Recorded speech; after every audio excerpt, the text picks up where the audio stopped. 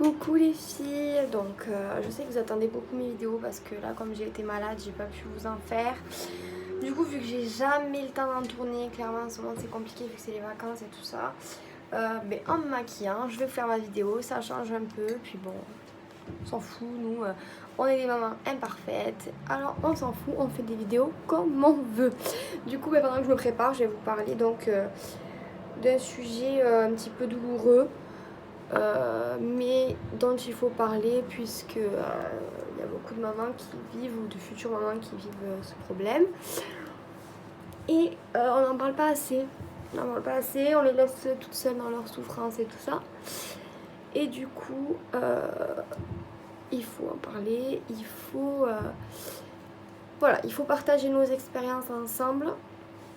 Si ça peut aider, tant mieux. Alors d'abord, avant de commencer ce sujet, qui est donc la fausse couche, je voulais juste féliciter une de mes abonnées qui me suit partout, qui est toujours à l'affût quand je poste quelque chose, qui est Tiff, qui attend son 3e bébé, qui est un petit bébé surprise, donc on la félicite et on lui envoie plein de bisous, parce que c'est trop chouette. Voilà, donc du coup la fausse couche, alors moi en vrai dire ma première fausse couche, donc je l'ai vécue en septembre 2017.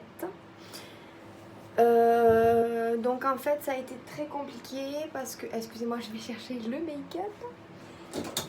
Ça a été compliqué parce que c'est tombé dans une période où bien évidemment c'était atroce. Voilà. J'ai perdu ma belle-sœur au mois d'août, âgée de 26 ans, et décédée d'un arrêt cardiaque. Le bébé n'était pas du tout prévu, absolument pas d'ailleurs, même on devait partir en voyage, vacances, tout ce que vous voulez. Et donc j'étais censée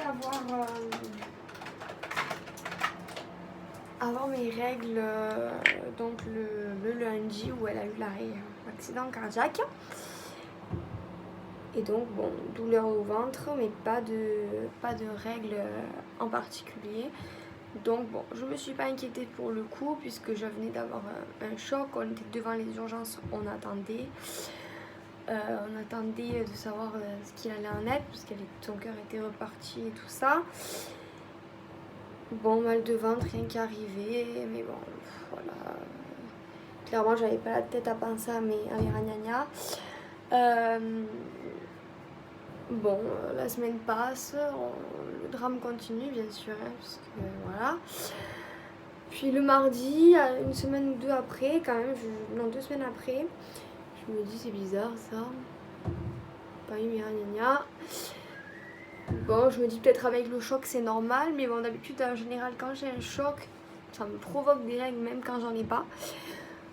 Donc bon, je décide de faire un test. Et là, je vois que je suis donc enceinte. C'était pas prévu, c'était pas le moment, clairement. Je sais pas trop comment annoncer à Chérie, ça faisait même pas 1 an qu'on était ensemble. Donc c'était un petit peu compliqué. Finalement, je lui dis, il accepte très bien la nouvelle. Il annonce à tout le monde. Bon, très bien. Donc ça, c'était le lundi. Le vendredi, je vais aux toilettes, une petite goutte de sang. Bon, alors, très rosé. Même pas du sang, hein, c'était vraiment rosé. Je m'inquiète quand même, je fonce à l'hôpital. Ils me font une échographie. Bon, le bébé, il y a bien une poche. Bon, on me dit que s'il n'y a pas le cœur qui bat, c'est normal, puisqu'à ce stade, apparemment, on ne le voit pas. Voilà, que tout va bien, que bon, ça peut arriver en début de grossesse. Très bien. Je rentre chez moi. Le lendemain, je perds encore un peu plus de sang. Quelques gouttes, mais un peu plus déjà, et un peu plus rouge. J'y retourne. On me refait une échographie, donc bien sûr j'attends des heures et des heures. Sur l'échographie, on me dit non, tout va bien, vous avez un décollement du placenta, rentrez chez vous, reposez-vous.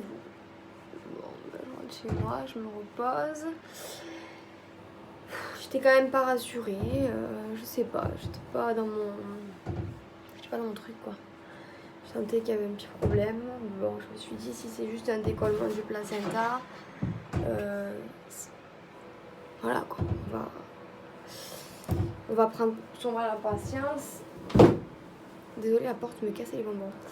On va prendre son mal à patience, on va se reposer et puis ça ira mieux. Et le dimanche, le drame arrive, grosse marre de sang.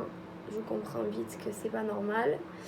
Du coup, je décide d'appeler la clinique qui normalement ne reçoit pas les urgences puisqu'ils ne sont pas adaptés à ça. Hein. En leur expliquant que ça fait 2 fois que je vais à l'hôpital, 2 fois qu'en gros on me renvoie chez moi en me disant que c'est rien, mais que là je vois bien qu'il y a un souci.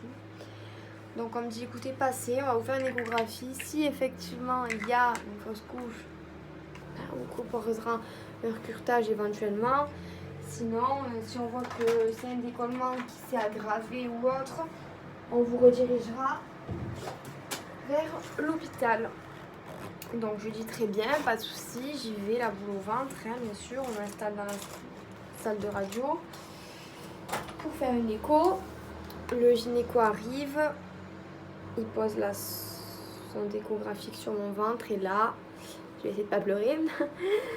Le drame, il n'y a plus rien, strictement plus rien. J'ai tout évacué dans mes toilettes chez moi, donc je vous laisse imaginer le choc quand on se dit qu'en fait, 20 minutes avant dans les toilettes, c'était notre bébé qui était dedans.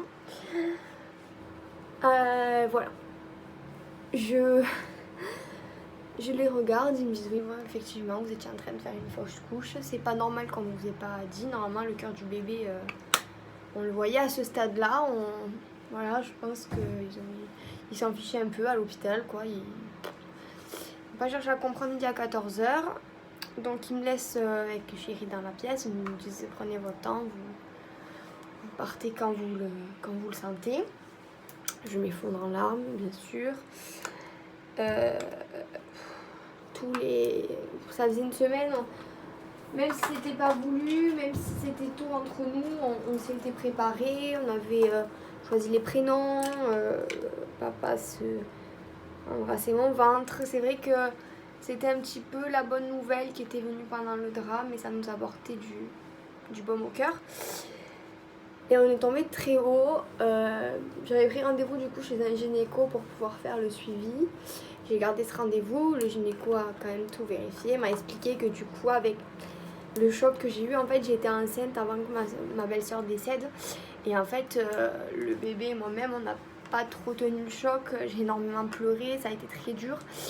Et du coup le cœur du bébé n'a peut-être pas eu le cran de s'accrocher, quoi, c'est normal. Hein. Donc je me suis dit que c'est pas ma faute, voilà. Il m'explique aussi qu'apparemment donc j'ai un ovaire qui ne fonctionne pas très bien, qu'en fait à l'intérieur de cet ovaire il n'y a presque plus d'ovules et que par contre dans l'autre bon, tout est normal et qu'en fait du coup celui-là ovule parfois par mois 2-3 fois en même temps. Donc c'est pour ça que je tombe enceinte facilement sous pilule parce que la pilule ne couvre pas toutes les ovulations.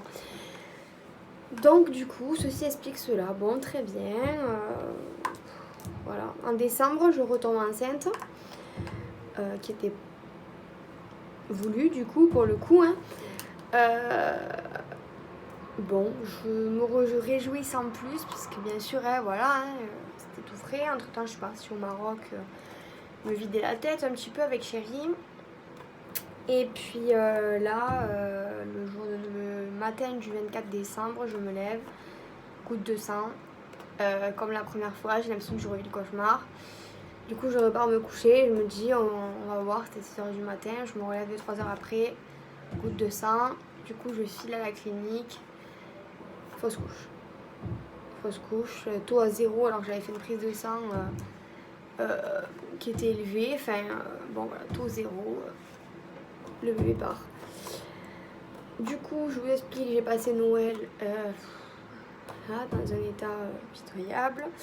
On m'apprend aussi que j'ai fait une grossesse extra-utérine. Heureusement, du côté où l'ovaire ne fonctionnait pas bien. Donc voilà, là j'ai commencé à me terrer dans une espèce de souffrance psychologique. Je pense que toutes les mamans font ça. Je pense que on comprend pas, on n'a pas d'explication, on ne sait pas pourquoi. Et on s'en veut. En fait, clairement, on s'en veut. On se dit mais pourquoi? Qu'est-ce que j'ai fait? Qu'est-ce que j'ai fait pour pas que ce petit bout s'accroche? Et le pauvre, et ça ceci, et ça. Et en fait, on a tendance peut-être à garder les choses pour soi. Et quand on fait une fausse couche, c'est pas la chose à faire. En fait, ça, je l'ai compris parce que moi, vu que on avait vécu le décès de ma belle-sœur, Chéri n'était pas forcément présent, voire même pas du tout. Heureusement, j'ai eu quand même ma cousine beaucoup qui a été là, Gladys, que vous avez vu dans les vidéos, et mes copines. Parce que déjà, j'étais très mal. Et si je les avais pas eu, je pense que j'aurais bien sombré. J'en veux pas du tout à Chéri parce que forcément, lui venait de perdre aussi, il perdait aussi les bébés, hein, il le vivait comme moi. Mais il venait de perdre sa sœur et c'était difficile, je pense, de faire la part des choses de tout. Et du coup, moi, j'étais très exécrable. J'étais exécrable. Je devenais méchante. Je comprenais pas. Je voulais pas. J'en voulais au monde entier, comme si c'était la faute du monde entier. Alors qu'en fait, c'est la faute de personne. C'est juste, voilà, l'embryon était pas bon, on va dire. Et qu'il valait mieux que ce soit ainsi. Mais j'ai eu énormément de mal à passer le cap. D'ailleurs, je crois que ce qui m'a le plus sauvée, on va dire, de cette dépression, je pense que c'est le jour où j'ai appris que Lizzie était dans mon ventre. Parce que je me suis dit, enfin, peut-être que celle-là, tu vas réussir à l'amener à terme. En fait, notre couple allait très mal, du coup on avait arrêté tout ce qui était essai et tout ça, bien sûr, hein, parce que quand le couple va mal, je pense que c'est pas la priorité. Du coup, j'y pensais plus, en fait, c'est ça. Parce que pendant qu'on essaye et qu'on fait des fausses couches, eh bien, on se ressasse tout le temps ça, tout le temps ça, tout le temps ça. On se demande pourquoi. Et pourquoi ils sont pas tenus. Et là, je serai atteinte de grossesse. Et on voit les gens autour de nous qui sont enceintes. Moi, j'étais sur WeMoms. Je voyais les essayeuses du groupe essayeuses partir parce qu'elles tombent enceintes. Moi, pas. Puis on est là, on attend. On se ressasse, on se touche le ventre, on se dit pourquoi. On s'invente même des symptômes. C'est malsain, en fait, parce que quand on est refermé sur nous-mêmes, bien, on reste dans notre monde, qu'on ne se rend pas compte que c'est pas notre faute, que voilà, que c'est triste, c'est malheureux, mais qu'il faut aller de l'avant et qu'un jour ça sera notre tour. Il y a de la place pour tout le monde sur Terre. Et chaque petit jour est un jour de gagner ici sur Terre. Il y a des gens qui vivent des choses bien pire que ça. Il y a des mamans qui sont atteintes d'endométriose, qui n'auront peut-être jamais d'enfants. Il y a des couples qui n'arrivent pas du tout à avoir d'enfants. Il y a des...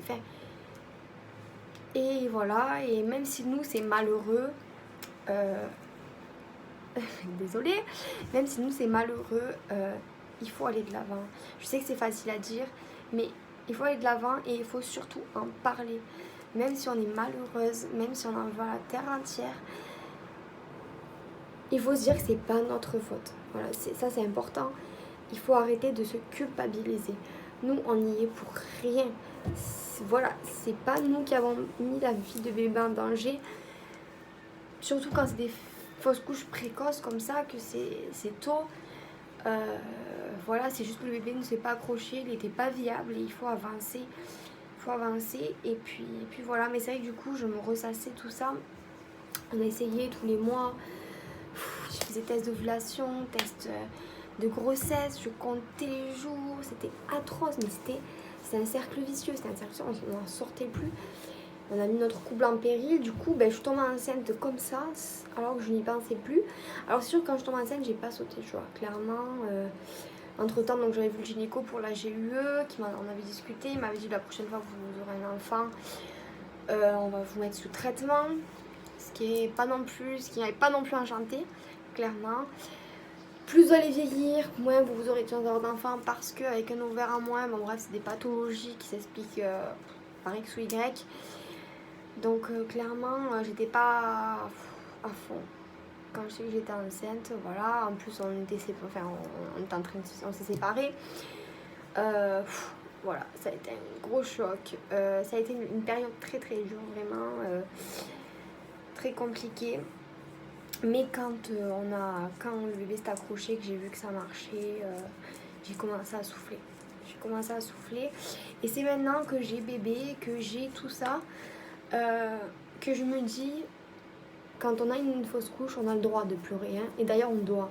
On doit parce que on doit extérioriser tout ça. On doit... Il n'y a pas de honte en fait à dire je suis triste parce que il y avait une moitié de nous dans moi et que ce bébé là il est parti. Il n'y a pas de... Désolée, il n'y a pas de honte. Bien au contraire, c'est ceux qui vous diraient, enfin, qui vous disent oh, c'est rien. Eux, ils sont honteux parce qu'ils ne comprennent pas. Mais une fois qu'on a pleuré, une fois que...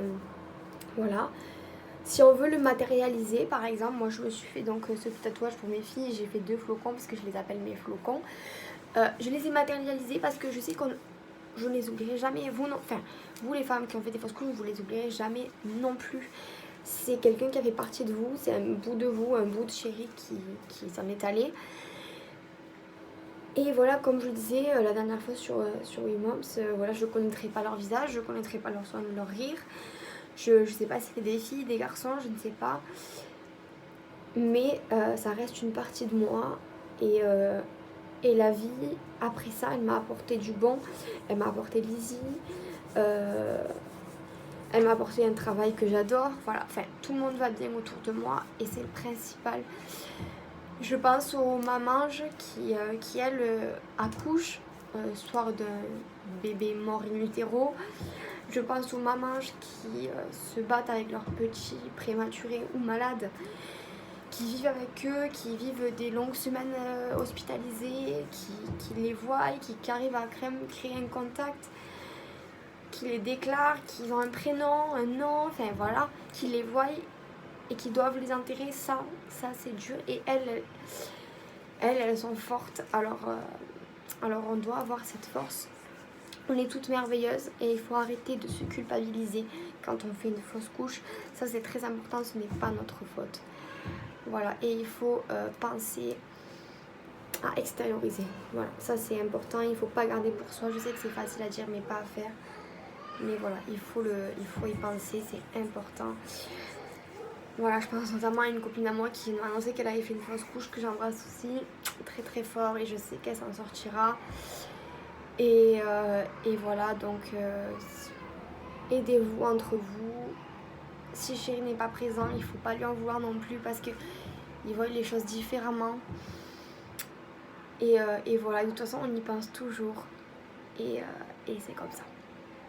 Voilà. Donc, j'ai pas pleuré, je suis trop fière de moi. En tout cas, je les embrasse, mes 2 petits flocons. Et ils sont avec leur tati là-haut, j'espère que tout se passe bien. En tout cas, j'embrasse toutes celles qui ont fait des fausses couches, je les soutiens à 1000%. Je soutiens aussi toutes ces mamans qui ont vécu des drames, on peut dire ça comme ça, et qui se sont relevées. On est toutes des battantes, on est toutes des mamans, des warriors, des super mamans, et ça faut jamais l'oublier. On n'est peut-être pas parfaites comme je le dis, mais on est nous et c'est ce qui compte. Voilà. Du coup, je vous embrasse les filles et j'ai tout fait tomber. Je vous embrasse les filles et on se voit bientôt pour la prochaine vidéo. Voilà, bisous.